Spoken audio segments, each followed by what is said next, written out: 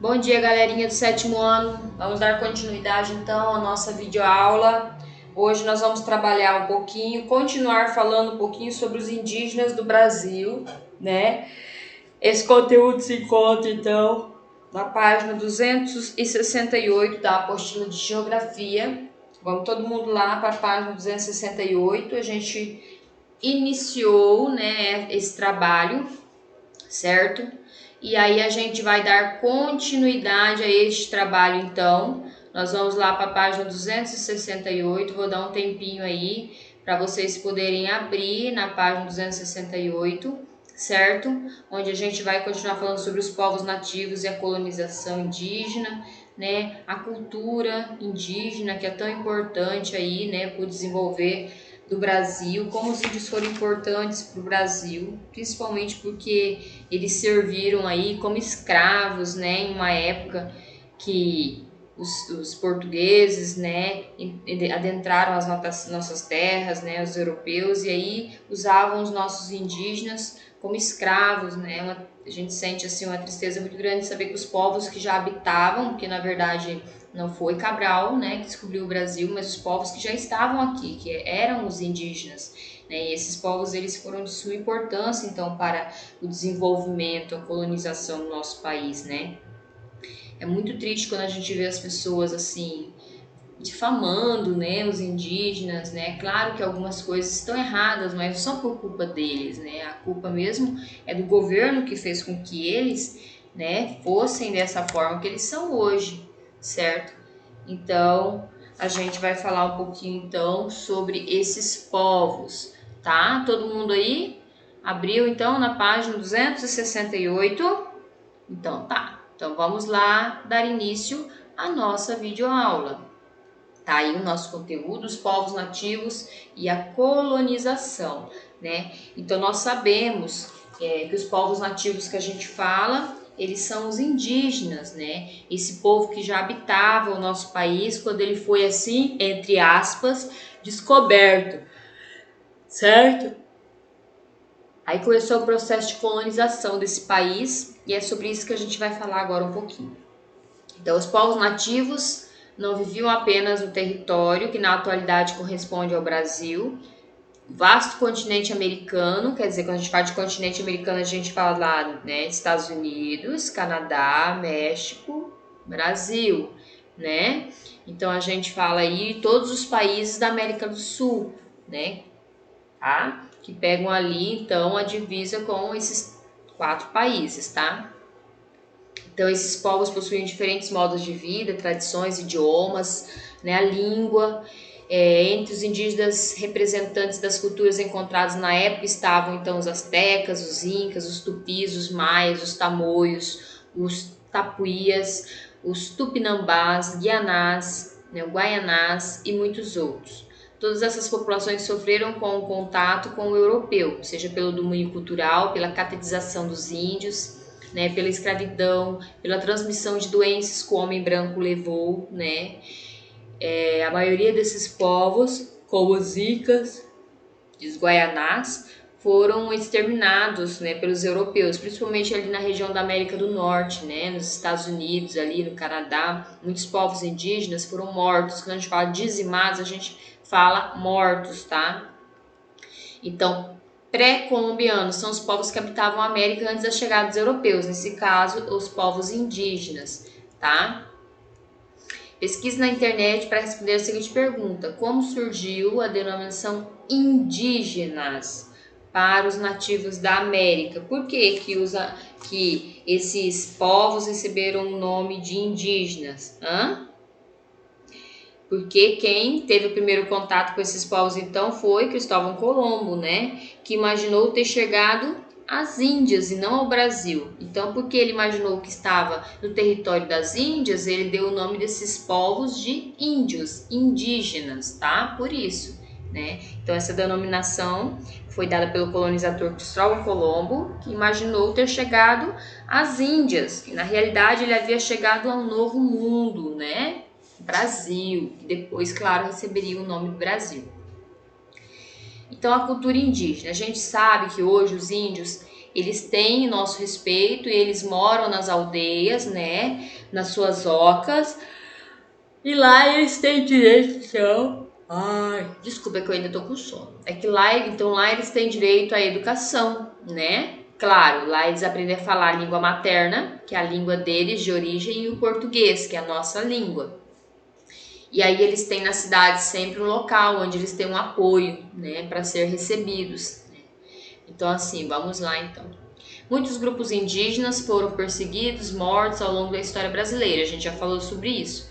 Nos séculos seguintes, vários ciclos da economia brasileira, o açúcar no Nordeste, o gado em Minas Gerais, o café no Sul, a borracha na Amazonas, resultaram na expulsão de indígenas. Foi quando eles ganharam, então, seus locais aí de preservação ambiental, que é onde hoje existem as aldeias indígenas, tá? Então, assim, os índios, então, eles ocuparam aí espaços que têm como preservação ambiental. Os índios não se limitam a um único povo, de apenas uma cultura. Cada aldeia indígena, cada etnia indígena tem a sua própria cultura e a sua língua materna, tá? Descreva a escola indígena que você está vendo aí na imagem, ó. Em seguida, escreva se ela é diferente da nossa escola indígena. É diferente da nossa? Você vai olhar a imagem e vai descobrir o que tem de diferente, né? Se é diferente ou se vocês consideram que ela seja igual. É só uma resposta pessoal. Vamos ouvir um pouquinho o que a prof vai colocar para vocês aqui agora. Vamos lá. Quando Cristóvão Colombo navegou até a América em 1492, pensou que tivesse chegado às Índias, batizando de índios os nativos que encontrou. Porém, apesar de terem sido generalizados nessa classificação, os índios não se viam como um povo unificado, pois eram divididos em uma variedade de etnias, sem qualquer identificação entre si. Acredita-se que os primeiros habitantes das Américas chegaram há mais de 20 mil anos, atravessando uma passagem congelada entre a Ásia e a América do Norte, e então espalhando-se por todo o continente. Em algumas regiões, formavam civilizações avançadas. Já no Brasil, fragmentaram-se por todo o território, formando grupos de diferentes tamanhos. Eram sociedades comunais, descentralizadas e igualitárias, vivendo da caça, pesca e agricultura de subsistência, e em sua maioria seminômades, mudando suas aldeias de local conforme os recursos naturais fossem se esgotando, permitindo, mesmo que involuntariamente, a recuperação natural do solo abandonado. As habitações eram geralmente coletivas, chamadas de ocas, variavam de tamanho e forma entre as tribos, mas normalmente eram dispostas em torno de um espaço cerimonial, onde realizava-se todo tipo de atividade diária, além de celebrações e ritos, conduzidos por pajés e anciões. As tribos eram formadas por laços de parentesco e afinidades, e mantinham contatos com outras comunidades através de relações de comércio, cooperação, casamentos, alianças e também de guerras, que eram comuns entre as sociedades indígenas, apesar de sua natureza pacífica. A virgindade era pouco valorizada e a vida sexual costumava ser livre de tabus. Muitos homens ofereciam favores sexuais de suas esposas a visitantes, como forma de cortesia. As famílias podiam ser monogâmicas ou poligâmicas, e o divórcio era algo corriqueiro. Os homens lidavam com a guerra, a caça, pesca e liderança tribal, além da construção da aldeia e o plantio, enquanto as mulheres cuidavam da colheita, do preparo de alimentos e da fabricação de utensílios e adornos. A educação das crianças era a tarefa de toda a tribo, e a autonomia era estimulada. Já os doentes e inválidos costumavam ser abandonados à própria sorte. Os indígenas tinham conhecimento na fabricação de bebidas fermentadas e deixaram grande herança à culinária brasileira, com pratos derivados da mandioca e do milho. Sua dieta também era diversificada em proteínas animais, graças à caça e à pesca. Em festejos, cobriam seus corpos com pinturas, penas e plumas, e a nudez no dia a dia era comum e não causava vergonha. Por viverem em florestas, muitas vezes precisavam usar protetores genitais e tangas, mas mantas cobrindo o corpo eram raras. Muito higiênicos, devemos a eles o costume do banho diário. Mantinham muitos ritos e crenças religiosas, os quais podemos identificar por xamanismo, uma mistura de religião, crença, sistema de pensamento e configuração do mundo, em que acredita-se num universo não linear, sem início e sem fim definidos, onde o tempo se confunde. Não possuíam uma doutrina, assim como não acreditavam em um Deus único e supremo, tendo a figura do xamã, o pajé, como seu elo com o mundo divino. Em sociedades e esses representantes, acreditava-se que os espíritos e antepassados se comunicavam com os humanos através de animais, sonhos e visões. Muitas de suas lendas tornaram-se populares entre os não-índios, enriquecendo o folclore nacional. O uso de alucinógenos, tabacos e ervas era muito comum nos mais diversos rituais. Orientados pelas fases da lua e conhecimentos astronômicos, entendiam as relações entre as mudanças climáticas, nas quais baseavam seu plantio e colheita. Antes da chegada dos europeus, acredita-se que existiam mais de 1.300 idiomas nativos, hoje reduzidos a apenas 270, que deram origem a diversas palavras da língua portuguesa. Não possuíam um sistema de escrita, mas algumas sociedades desenvolveram sinais e formas gráficas, cujo estudo pode revelar mais sobre seus hábitos. Há indícios de uma grande diversidade de produção artística, que integrava-se ao seu modo de vida e ritos cotidianos, com destaque para a dança, a cerâmica, a tecelagem, a cestaria, a pintura corporal, a arte plumária e principalmente a música. Contudo, os indígenas não possuíam a figura do artista, e todos podiam ser hábeis em diversos aspectos, pois dedicar-se exclusivamente a uma atividade, como na sociedade atual, era sinal de desequilíbrio espiritual e obsessão. Quando os portugueses chegaram em 1500, estima-se que encontraram mais de 5 milhões de indivíduos, divididos em tribos e comunidades, diferentes entre si, mas iguais aos olhos do colonizador, responsável por reduzi-los a menos de 600 mil em poucos séculos. Desconhecendo invenções ocidentais como o espelho, a roda e as armas de fogo, o choque cultural foi enorme, assim como o fascínio dos indígenas, que ainda viviam em sua pré-história. 3 armas foram fundamentais para o domínio dos colonizadores sobre os nativos. A arma de fogo, aliada nas conquistas das tribos e determinante na aceitação da superioridade portuguesa pelos índios remanescentes. A Bíblia do Jesuíta, responsável pela aculturação dos indígenas e a adequação ao moralismo cristão dos ocidentais. E uma invisível e poderosa arma biológica, inicialmente de forma involuntária, mas por vezes criminosa, o contato com os estrangeiros espalhou doenças e epidemias, às quais os nativos não possuíam imunidade, dizimando-os aos milhares e facilitando a ocupação de suas terras, como aconteceu no sul do Maranhão, onde fazendeiros deram roupas infectadas com varíola para as tribos locais. Porém, muitos indígenas auxiliaram os portugueses em expedições ao interior, em conflitos com outras tribos e ajudaram a escravizar grupos inimigos, além de fornecerem aos colonos produtos como a madeira, condimentos e substâncias medicinais. Isso tudo forçou os remanescentes a viver em condições precárias por muito tempo. Somente em 1967, com a criação da FUNAI, começaram a surgir e ganhar força associações indígenas que buscam melhorias em áreas como saúde, educação, meio ambiente, patrimônio e demarcação de terras.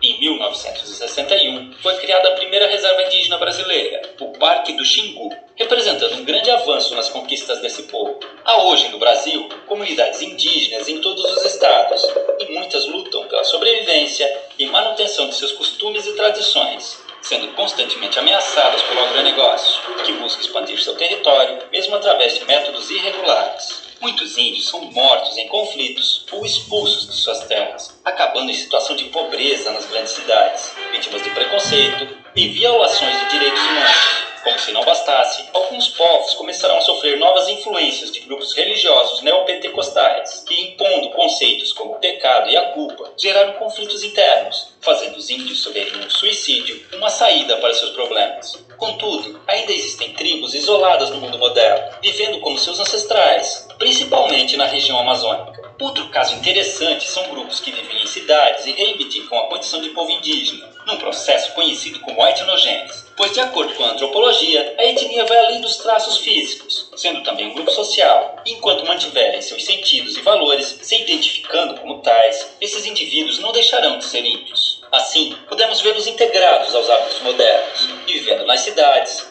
ocupando o mercado de trabalho, cadeiras nas universidades e cargos públicos, buscando também representação política e lutando por direitos como cidadãos que precisam manter sua cultura e tradições vivas, frente aos novos desafios que estão por vir.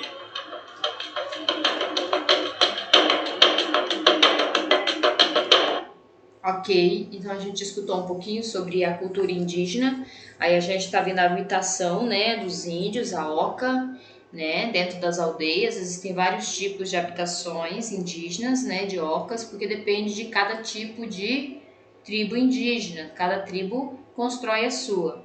O casamento, né? Alguns grupos se casam com parentes, certo? E outros não, né? Então, assim, cada tribo indígena tem a sua cultura. Eles gostam muito da música, eles contam mitos, histórias, né? Porque eles acreditam em mitos, como eles vivem na floresta, né? No mato, então eles acreditam muito ainda nos mitos. Os rituais, principalmente a dança, eles pintam o corpo com tintas que eles mesmos fabricam, tiradas da natureza, e eles celebram tudo, né? Nesse ponto a gente deveria ser como os índios, porque eles celebram a vida, eles celebram a morte, né? Eles acreditam que quando a pessoa morre, ela passa por um campo espiritual muito melhor do que o que a gente vive aqui, certo? Então, assim, eles celebram todos os dias, tem datas, né? E eles dançam muito. A dança é a forma deles de celebrar, de colocar para fora, então, aquilo que eles sentem. A cura e as ciências. Os índios gostam muito e usam muito a natureza, né? Então, eles fabricam seus próprios remédios, né, através do que eles encontram na natureza, né? O pajé costuma ser a pessoa mais importante da aldeia, porque ele é o curandeiro também, né? Ele que cura as pessoas que estão doentes através de orações e remédios caseiros feitos lá na aldeia. Né, o trabalho, a divisão de trabalho, né, nas aldeias é bem interessante, tá? Deixa eu pegar o meu mouse aqui, que tá meio doidinho. Olha só. Então, geralmente, se há divisão do trabalho entre homens e mulheres. Os homens caçam, preparam a roça e produzem as flechas e cestos. E as mulheres fiam, né, tecem, que é bordam, né, colhem, cozinham e produzem peças de cerâmica, tá? O ofício do pajé, então, que é o curandeiro, né, que ele é marcante, então, na aldeia indígena. A terra é utilizada para todos e pertence a todos, não havendo a propriedade privada. Cada família é responsável com a parte da produção, então há a divisão de trabalho. E também para caça e pesca. Por exemplo, eu sou índio, né? E eu sou casada, eu não vou pescar só para minha esposa, para meus filhos, eu vou pescar para a aldeia inteira. Todos pescam para todos e lá existe uma divisão que é feita, né? Isso é muito bonito da cultura indígena, né?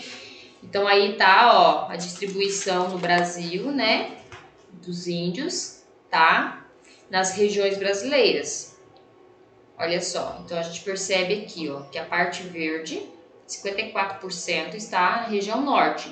Isso é fácil da gente perceber, por quê? Porque a região norte é onde está a floresta amazônica, né? E lá é onde tem maior espaço para os povos indígenas, por isso que está aí. No Mato Grosso também a gente tem muito povo indígena aqui, ó, região centro-oeste, ó. Que também existem várias tribos indígenas.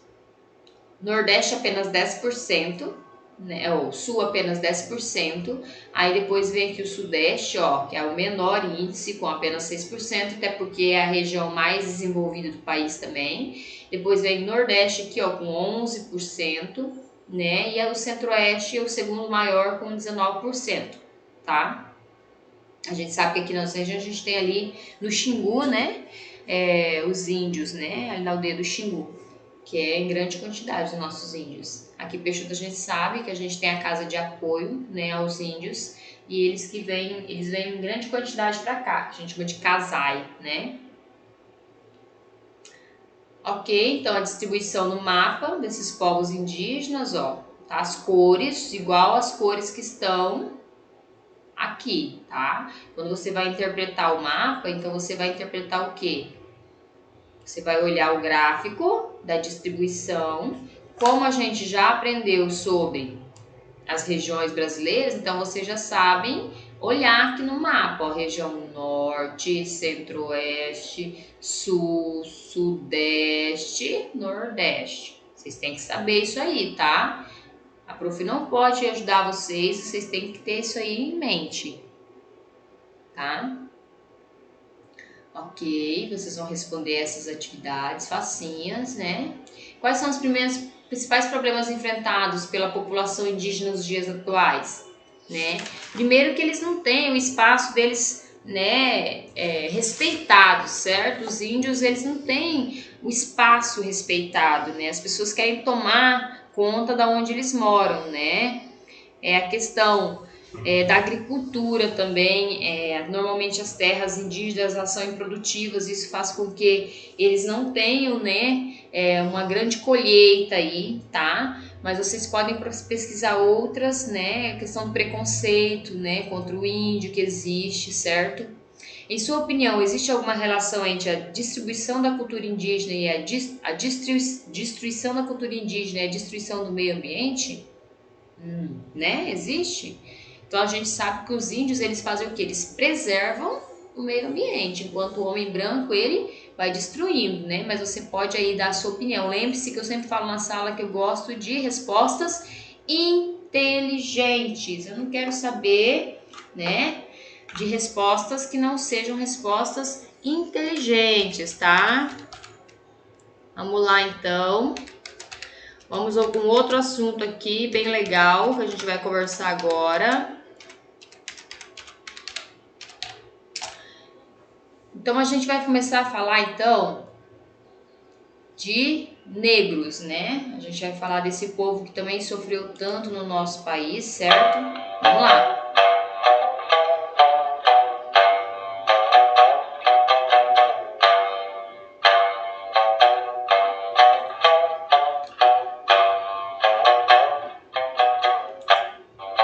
Os afro-brasileiros chegaram ao Brasil e as pessoas foram arrancadas do continente africano e trazidas nos navios negreiros.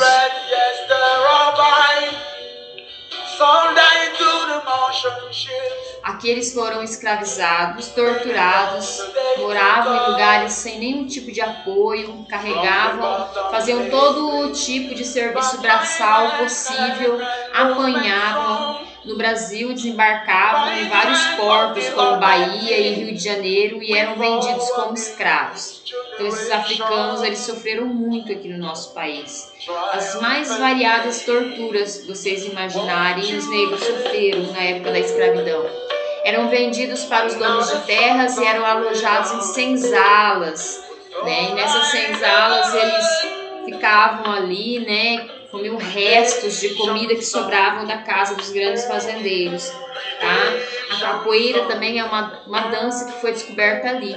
Os negros trabalhavam principalmente na produção açucareira, nas minas.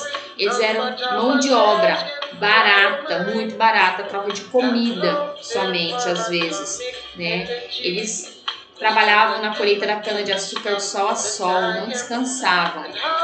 Carregavam pedra, carregavam todo tipo de coisa. E tinham uns dialetos, né, fala, em religiões diferentes das religiões do Brasil. Então, isso era uma cultura lindíssima de lá para cá. A dança, a capoeira, né, a luta.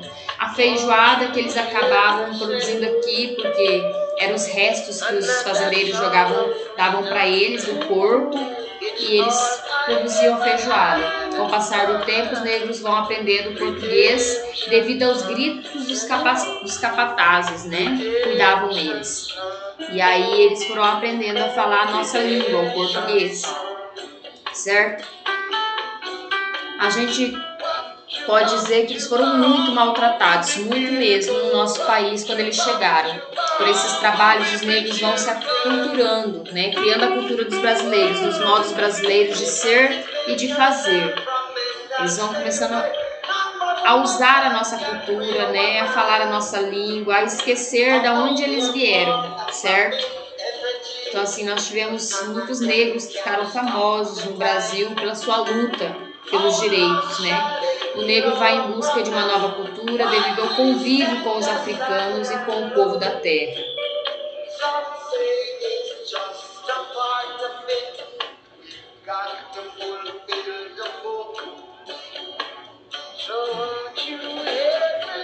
É interessante, né? A gente vê o quanto a gente foi injusto com esses povos, né? Eu sempre converso. Assim deixa de ser um negro boçal, tornando-se um negro latino, jamais integrado à nova sociedade e à cultura brasileira. É importante destacar que a designação do negro foi criada pelos colonizadores, né? Tirando dessa população a identidade dos grupos étnicos dos quais faziam parte. na África. Os três principais grupos étnicos, né, que a gente pode destacar aí, africanos que chegaram, os sudanenses, né, os guineanos sudanenses e muçulmanos. Desses grupos havia, sobretudo, grupos étnicos como iorubas, Angola, gongoleses, guengues, hausas, fulas, entre outros. Esses africanos, então, foram tirados de suas famílias, né, de suas terras, forçando a trabalhar em um país desconhecido, com idioma diferente do deles, como a gente já falou, né? E esse povo sofreu muito, ó, essa imagem aqui, ó, é realmente uma realidade, tá? Eles trabalhavam, né, para poder dar uma vida boa pro homem branco, né? Então, tudo que o homem branco comia, tudo que o homem branco recebia, as casas, tudo era eles que faziam, eles que fabricavam, tá? Ainda hoje, o passado de escravidão tem diversas consequências para a população negra. A gente sabe que o preconceito ainda é muito grande.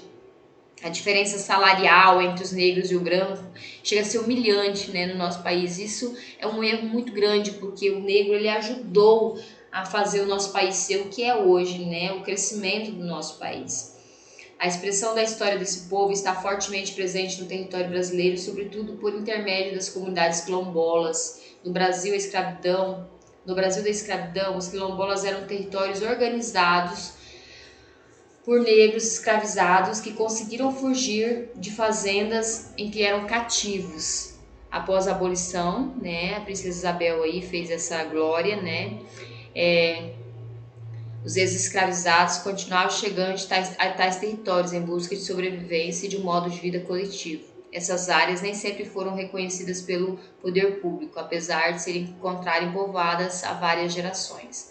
Aí, ó, as comunidades quilombolas se encontram nessas regiões aqui, ó, Nordeste, ó, Sudeste, um pouquinho aqui, ó, de Centro-Oeste, né, região Sul do Brasil, ó, região Norte, tá? Então estão bem espalhadas aí. A cultura negra. A cultura que atravessou o Oceano Atlântico em navios portugueses carregados de africanos escravizados está presente no dia a dia da população, manifestando-se na música, na dança, na religião, na língua, né, oficial do nosso país.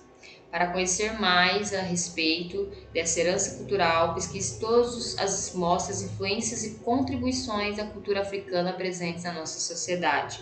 Né? Vocês vão colocar comidas que vieram de lá, danças, né? Músicas, tá? Um povo de imigrante, olha aí. Então, nós recebemos no Brasil, né, além dos indígenas, né, que nós já tínhamos aqui, quando Pedro Álvares Cabral chegou ao Brasil, nós temos também outros povos que vieram para cá, né? Então, nós temos, ó, os portugueses, os italianos, espanhóis, alemães, holandeses, japoneses e eslavos. Esses foram os povos que adentraram o Brasil, que povoaram aqui o nosso país, tá? Então aí vai falar um pouquinho de quando eles vieram, cada um desses povos, né? Certo? Vocês vão ler, tá? E vão responder as atividades, né? Até a página 285 e a gente vai assim finalizando a nossa apostila. Um aviso aí, essas apostilas precisam estar completadas até segunda-feira. Essas apostilas têm que estar respondidas, tá? Então quem for terminando vai me mandando foto. Por quê? Porque essa apostila ela vai valer nota, vai ser 50% da prova de vocês bimestral, tá? Então vocês precisam manter essas apostilas completas. Então se houver alguma dúvida, algum questionamento, vocês por favor me mandem mensagem no WhatsApp, eu vou estar ajudando vocês, tá? Mas preencham todas as apostilas que nós vamos estar corrigindo a partir da semana que vem. Nós vamos corrigir essas apostilas, vocês vão precisar delas completadas. Então por favor façam a parte de vocês, tá? Finalizando então a nossa aula aí, qualquer dúvida me chame, tá? E assim, eu tô no WhatsApp sempre, à tarde eu estou na escola, se por acaso vocês precisarem da professora, eu estou na escola da 1 às 4 da tarde, todos os dias. Se precisar, vão lá na escola, tirem dúvidas comigo, tá? Então, por favor, não fiquem na dúvida, manda um WhatsApp que eu respondo vocês. Beijo, respondo as atividades e boa sorte!